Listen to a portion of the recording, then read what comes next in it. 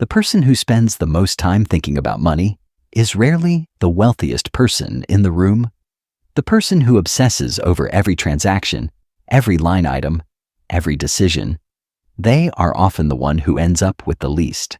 And the person who has quietly, almost effortlessly, built a financial life that grows while they sleep, they are the one who has stopped thinking about money almost entirely. That is the paradox you are about to understand. Imagine two co-workers earning exactly the same salary. They live in the same city. They are the same age. They even started working at the same company in the same year. The first person plans to save whatever is left at the end of each month.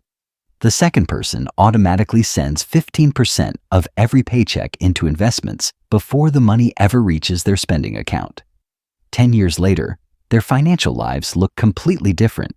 Not because one was smarter, not because one worked harder, and not because one cared more about money. The difference is that one person relied on decisions, the other relied on a system.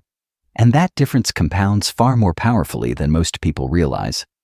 Your brain is a machine designed to protect you, not to build wealth, not to optimize your future, to protect you right now, today, in this moment. And for most of human history, that was exactly what you needed it to do. Immediate threats, immediate hunger, immediate danger. Your brain evolved to respond to the present, not to plan for a version of yourself that exists 30 years from now. This is the foundational tension inside every financial decision you make. Your biology is working against your balance sheet, and the research backs this up. Daniel Kahneman, the Nobel Prize-winning psychologist whose work reshaped how we understand human decision-making, spent decades showing that your brain operates on two very different systems. System 1 is fast, automatic, instinctive. It is the part of you that flinches before you even register a loud noise.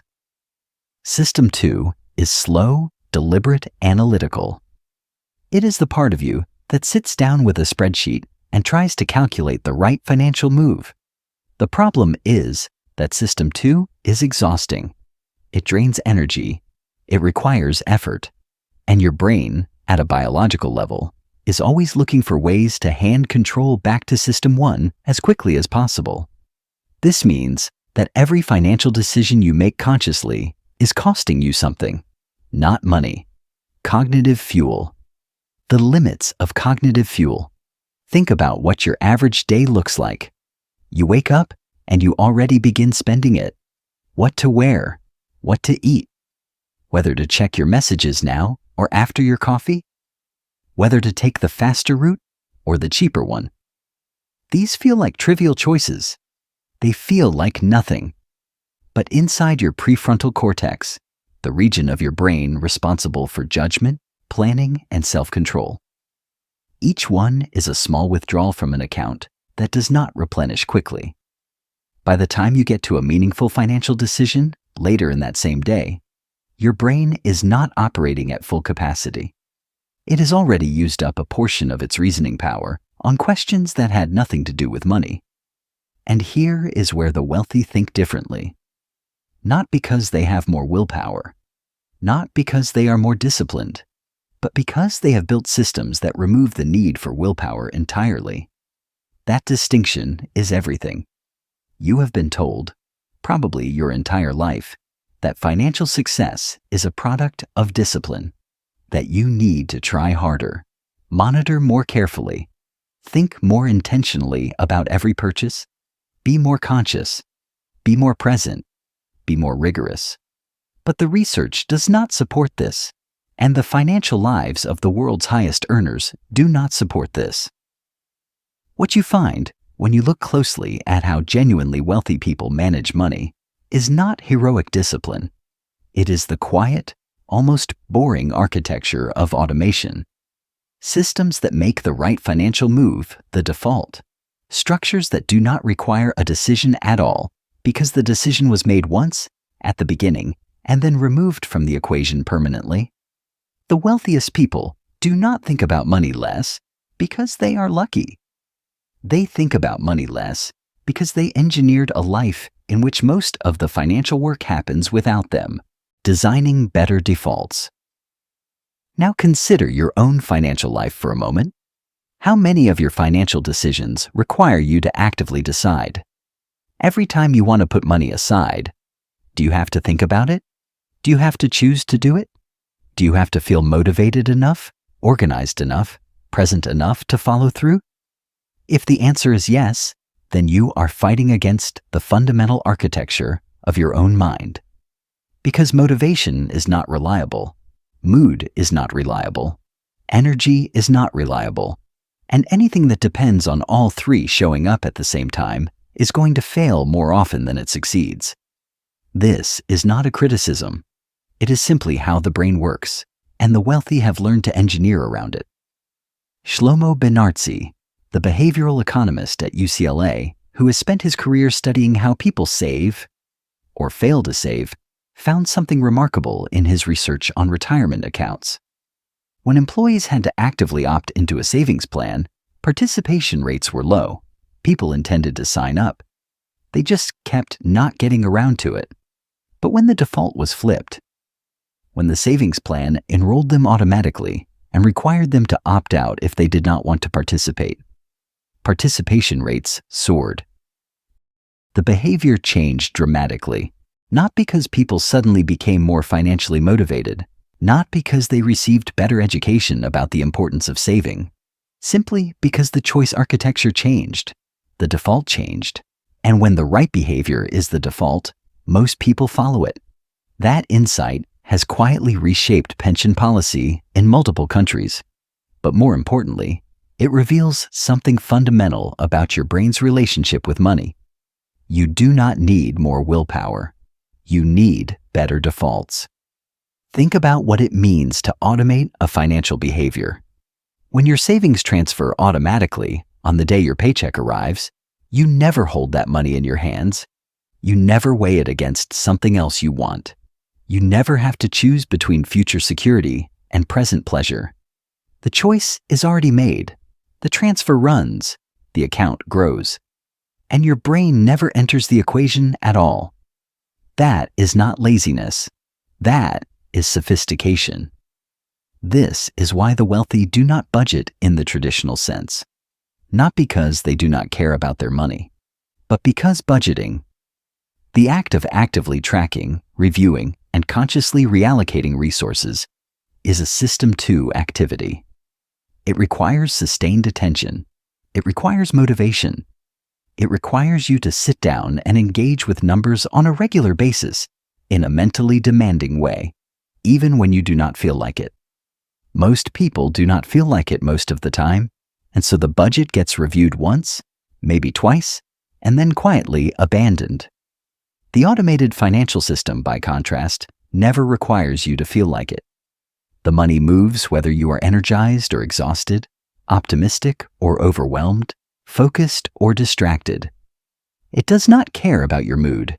It runs on calendar logic, not emotional logic. And that is precisely why it works. Now, you might be thinking that automation is simple, that you already know about automatic savings, about scheduled transfers, about direct deposit splits, and perhaps you do. But knowing about a tool and understanding why it is so powerful are two very different things. Because when you understand the cognitive architecture underneath, when you understand what automation is actually doing inside your brain, you start to see it not as a minor convenience, but as the primary mechanism through which lasting financial change happens.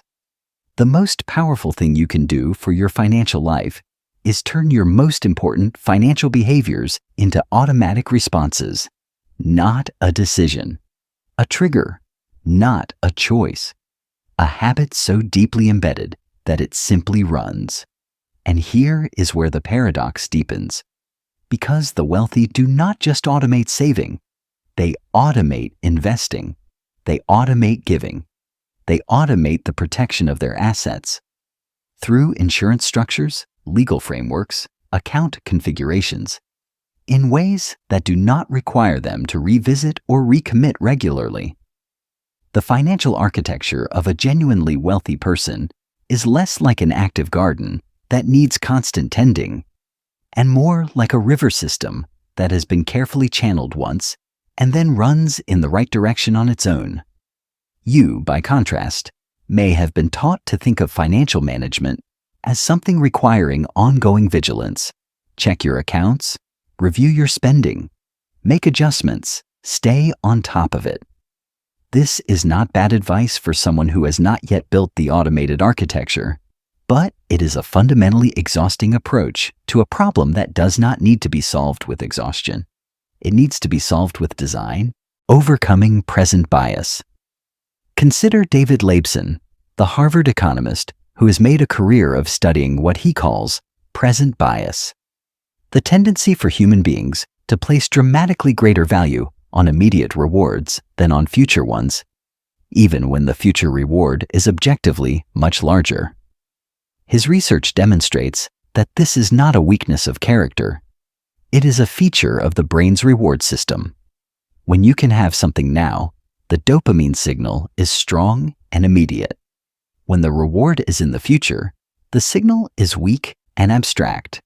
Your brain is quite literally wired to prefer the present, to spend instead of save, to consume instead of invest, to feel good today at the cost of feeling secure tomorrow. Knowing this does not fix it. Understanding present bias does not neutralize it. What neutralizes it is removing the moment of temptation entirely. Automated saving works not because it makes you more rational. It works because it never gives your present biased brain the opportunity to make the irrational choice in the first place. The money is gone before the temptation arrives. The architecture defeats the bias. The system beats the psychology. This is the deepest level of the automation paradox. The wealthy do not have better willpower. They have designed a life in which willpower is almost never required to maintain their financial position. They do not rely on themselves to make the right choice repeatedly, under varying conditions, across many years. They made the right choice once, structurally, architecturally, and then they let the system carry the weight. What does this look like in practice? It looks like savings that move automatically before you can spend them. It looks like investment contributions scheduled to run regardless of what the market is doing or how you feel about the economy that week. It looks like insurance auto-renewed so that you are never accidentally unprotected because you forgot to review something. It looks like bills on autopay so that late fees and penalties never silently drain your account. It looks like a debt payoff structure that runs on a fixed schedule rather than depending on you to remember, prioritize, and execute each month under whatever cognitive load you happen to be carrying. None of this is glamorous. None of it makes for an interesting conversation. There are no dramatic decisions to discuss, no clever market moves to recount, no thrilling moments of financial insight. There is just the quiet, steady operation of a system that grows your wealth while your brain is occupied with other things. And that, more than any strategy or skill or knowledge, is what separates the financial lives of the wealthy from the financial lives of almost everyone else. Now return to what you know about your own financial behavior.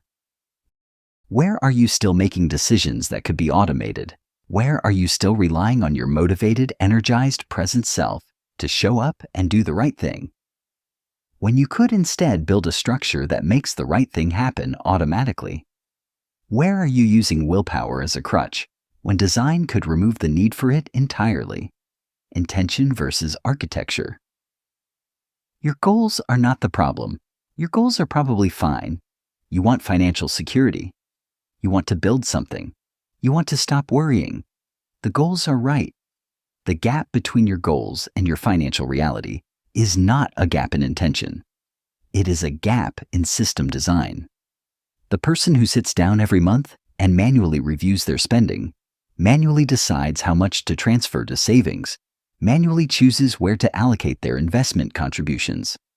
That person is fighting biology with determination. They will win sometimes. They will lose sometimes.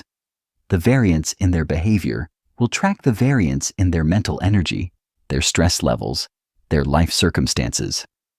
Some months will be good, others will slip. The inconsistency is not a failure of character. It is the predictable outcome of a system that depends on a human being to perform consistently under varying conditions. The person who built the automated architecture, by contrast, does not have that variance. Their savings happen every month. Their investments grow every month.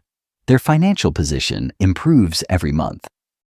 Not because they are trying harder, because they designed a system that runs regardless of how they feel. This is the full depth of the paradox.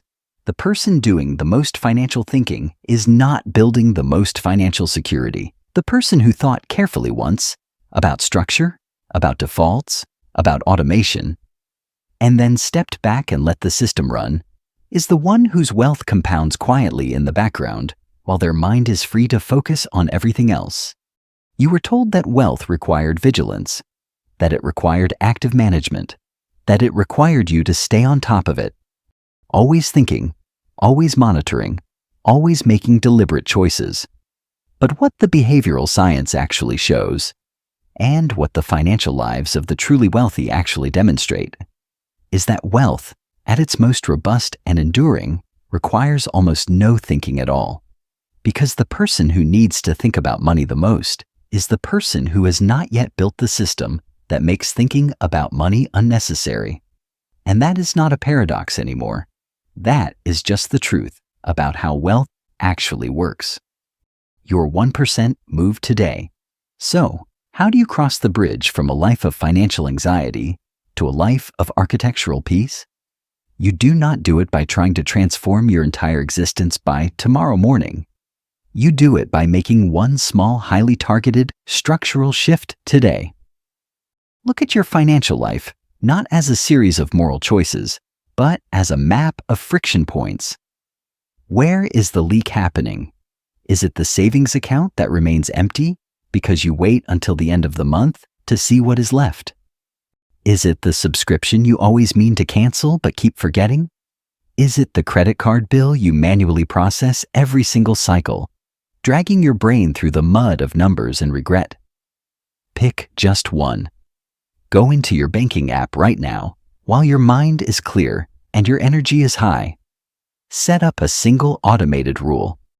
It could be a transfer of just 10% of your next paycheck directly into an investment or savings account, executed the exact hour your salary lands. It could be putting your most frustrating monthly utility bill on absolute autopay. When you do this, you are not just moving numbers around a screen. You are actively rewriting the code of your future behavior. You are making a definitive, one-time executive decision that outsmarts your future self. Next month, when you are tired, distracted, or stressed, that system will step in and make the right choice for you, completely free of charge. The gap between where you are and where you want to be is simply a design flaw. You have the goals.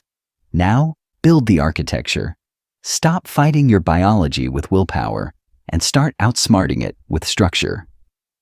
Build the system, turn it on, and then, finally, go live your life. Building what endures.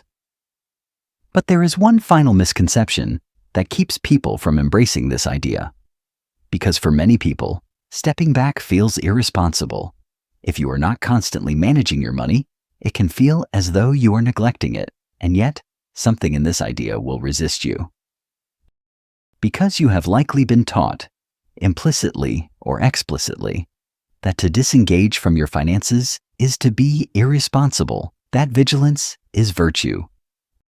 That awareness is the measure of financial seriousness. There is a cultural story about money that says the good steward is the one who watches carefully, tracks diligently, stays engaged constantly. And if you step back, if you automate, if you let the system run without your daily attention, you are somehow being cavalier with something important. This is a seductive story. It feels responsible. It feels like care. But it is, at the behavioral level, a failure to understand how human cognition actually functions.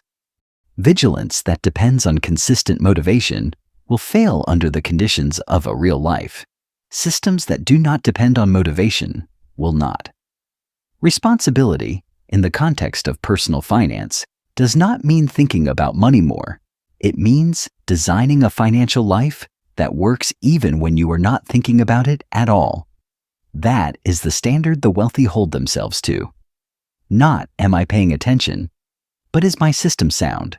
Not, am I disciplined enough today, but have I built something that does not require discipline to maintain? It is the most sophisticated relationship with money that exists. Building a system so complete, so well designed, so quietly powerful, that the person who needs to think about money the most never has to think about it again.